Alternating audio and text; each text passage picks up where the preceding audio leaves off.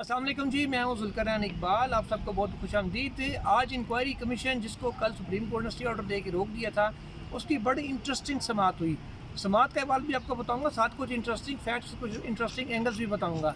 क़य्यूम सिद्दीकी जो हमारे बड़े प्यारे दोस्त हैं, हमारे सीनियर भाई, और हमेशा उनसे बड़ा मोहब्बत का ताल्लुक का एहतराम का रिश्ता रहा है और आइंदा भी इंशाल्लाह रहेगा। वो उनको बतौर गवाह बुलाया गया था क्योंकि उनकी और ख्वाजा तारिक रहीम की ऑडियो भी थी। क़य्यूम सिद्दीकी साहब वो हैं जो इन्होंने AQS के नाम से शुरू किया था, अब्दुल क़य्यूम सिद्दीकी लाइव। उन्होंने पहले फेसबुक पर स्टार्ट किया, फिर वो यूट्यूब पे चले गए। और उनका जो AQS लाइव है वो ना सिर्फ जजेस बल्कि वकला और पब्लिक की बड़ी तादाद देखती है और बड़े पसंद किया जाता है उनका वीलॉग एक मखसूस तबके में। बाज़ औक़ात उनकी जो चीज़ें हैं वो कई और लोग भी शेयर कर रहे होते हैं, लेकिन वो एक देखा जाने वाला उनका वीलॉग होता है। और ख़ुद जस्टिस काजी फ़ाइज़ ईसा भी उनका वीलॉग जो है बड़े शौक़ से देखते हैं और रेगुलरली देखते हैं। कल उन्होंने जो वीलॉग में बातें उठाई थी बहुत सी आज हमें समाअत के दौरान नज़र भी आईं। उनको बुलाया गया था, वो जब सामने बैठे हुए थे बिल्कुल जस्टिस फ़ाइज़ ईसा की इंक्वायरी कमीशन का जब आगाज़ हुआ तो कार्रवाई का, उन्होंने बुला के उनको जस्टिस फ़ाइज़ ईसा जिनका रोज़ वो वीलॉग देखते हैं, वो क़य्यूम सिद्दीकी को बुला रहे हैं, कहते हैं ये एक हमारे सामने गवाह मौजूद है, आप ज़रा सामने आएँ। क़य्यूम सिद्दीकी साहब रोस्टम के ऊपर आए और उनसे पूछा गया आपका नाम क्या है। जिनका डेली व्लॉग देखा जाता है उनसे पूछा जा रहा था आपका नाम क्या है। उन्होंने बताया जी मेरा नाम अब्दुल क़य्यूम सिद्दीकी है। फिर उन्होंने पूछा कि जी आपकी जो ऑडियो किसके साथ थी, आप किससे बात कर रहे थे। हालांकि ट्रांसक्रिप्ट सारे कई दिन से रिकॉर्ड किए हिस्सा हैं उनके सामने, जजेस के सामने मौजूद थे, उन्होंने पढ़े भी होंगे यकीनन, ऑडियो भी सुनी नहीं थी क्योंकि उनको फराहम कर दी गई थी। उन्होंने बताया मैंने ख्वाजा तारिक रहीम के साथ बात की थी। तो उन्होंने फिर कहा कि जी अच्छा अब मुमकिन है क़य्यूम सिद्दीकी साहब एतराज़ ना करें अपने रिकॉर्ड और लीक की गई ऑडियो के ऊपर, अगर ये करेंगे तो हम उनको सुन लेंगे। लेकिन वो क़य्यूम सिद्दीकी साहब ने तो एतराज़ करना नहीं था क्योंकि वो चाह रहे थे कि कमीशन आगे बढ़े और ये जो पूरा जो एक प्लान सेट किया गया उसके ऊपर अमल दरामद हो, उसका एक तरह से हिस्सा ही मैं उनको समझूँगा। बहरहाल उसके बाद फिर कार्रवाई आगे चली और जो पूरा हुक्मनामा था वो पढ़ कर अटॉर्नी जनरल ऑफ पाकिस्तान सुनाते गए। उसमें से जो कानूनी गलतियों की भी अपनी तरफ से कुछ ना कुछ निशानदेही करते रहे। जस्टिस फ़ाइज़ ईसा भी उसका पूरा पोस्टमार्टम करते रहे कल के अदालती हुक्म का। मसलन उन्होंने ये तरह एतराज़ उठाया कि जी कि जो चीफ जस्टिस ऑफ पाकिस्तान है वो उनके ऊपर अटॉर्नी जनरल से पूछा आपने एतराज़ क्यों किया। उन्होंने बताया कि उनकी सास की भी क्योंकि ऑडियो है जो उस कमीशन ने तहकीक करनी है इसलिए एतराज़ किया था। फिर खुद जस्टिस फ़ाइज़ ईसा ने कहा कि जी तो कोड ऑफ कंडक्ट की खिलाफ वर्जी नहीं है उनका इस मुकदमे को सुनना। अटॉर्नी जनरल ने बताया कि जी कोड ऑफ कंडक्ट का जो सेक्शन 4 है वो समाअत से रोकता है चीफ जस्टिस ऑफ पाकिस्तान को, इस वजह से एतराज़ किया गया था। बहरहाल जस्टिस फ़ाइज़ ईसा ने कहा कि आपका एतराज़ बगैर सुने ही, क्योंकि कमीशन भी फरीक था, हमारा मौका भी नहीं सुना गया और मुस्तरद कर दिया गया।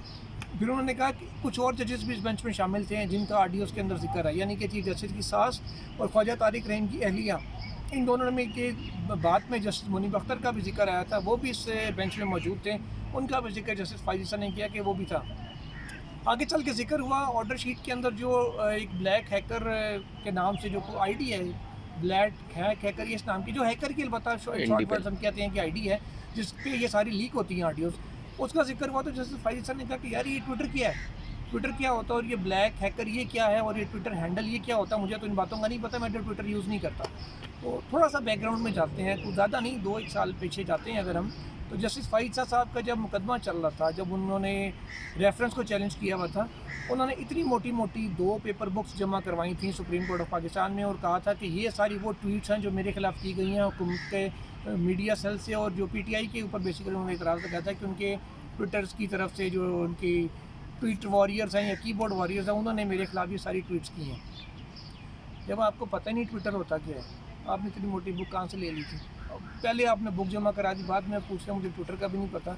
बहुत ही इंटरेस्टिंग बात है, चलें मान लेते हैं भाई आपको नहीं पता, आपको किसी ने दे दिया होगा, आपने वो अदालत में जमा करा दिया, तो इतना आपने रिलाई किया उस किसी के ऊपर। बहरहाल चलें ठीक है, आगे चलते हैं। ये उनको ट्विटर का भी नहीं पता था जी क्या होता है, वो ऑल्दो के माजी में खुद भी इसको खुद ट्वीट जमा करवाते नहीं, और कभी भी ट्विटर के ऊपर बड़ी नज़र होती है उनकी, कोई कुछ लिख दे तो फ़ौरन से उसके ऊपर अदालत में डिस्कस ज़रूर करते हैं। फिर उन्होंने शुएब शाहीन साहब की टॉक शो का जिक्र किया जो ग़ालिबन बोल न्यूज़ के ऊपर उन्होंने किया था, कुछ उनकी कन्वर्सेशन थी बोल TV के साथ इसी पटिशन के हवाले से, उसका उन्होंने जिक्र किया और हर्फ बहर्फ उसका जवाब दिया। बहरहाल वो एक टोटल ये जो आज की कार्रवाई थी ये बेसिकली एक जवाब था बोल न्यूज़ पे शुएब शाहीन साहब के मौक़िफ़ का और कुछ उन चीज़ों का जो वो देना चाह रहे थे। तो कई जो मतीउल्लाह जान हैं सीनियर सहाफ़ी हैं और बड़े करीब समझे जाते हैं जस्टिस फ़ाइज़ ईसा के, या उनके बड़े एक कह लें कि मदाह हैं, या उनके पसंद करते हैं उनको। वैसे तो मेरे भी जस्टिस फ़ाइज़ साहब को मैं भी बड़ा पसंद करता हूँ, बहुत से मामलात पे उन जैसा कोई जज नहीं है इसमें, नो डाउट। कि उनकी काबिलियत पे कोई शक नहीं है, उनकी ईमानदारी पे कोई शक नहीं है। तो बात चीज़ों जिन पे इतराज़ होता है वो खुल के मैं करता भी हूँ और अभी भी कर रहा हूँ।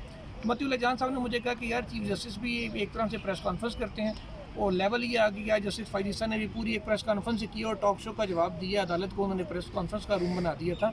बहरहाल ये उनका इतराज़ था, जो अंदर बैठे बैठे हम एक साथ बैठे हुए थे हियरिंग के दौरान, तो उन्होंने ये भी किया था।